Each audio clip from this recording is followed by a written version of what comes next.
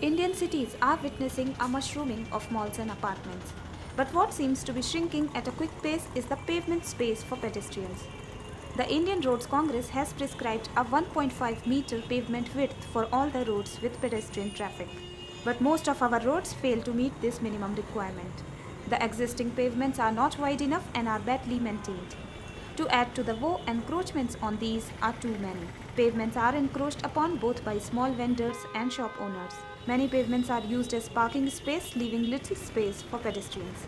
To make matters worse, motorists choose to drive on pavements to beat the traffic on the roads during peak hours.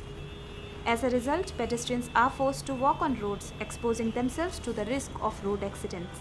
The existing situation in our cities does not seem to encourage walking.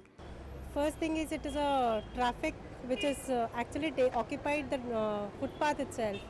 You see all the vehicles passing on the footpath where there's no place for the people to walk at all. Just because of the traffic jams, just take over the footpath and again meet the road.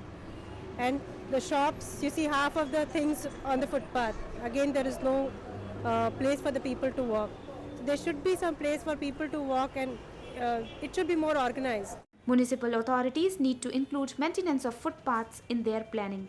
It should be a demarcation line between footpath and the road, so that it is convenient for the drivers, vehicles, and it is convenient for the passerbys who are walking alongside the traffic. Also, pedestrians need to raise their voice to ask for their rightful space. In Bangalore, with camera person Tarak Ram, this is Garima for Real Estate Television.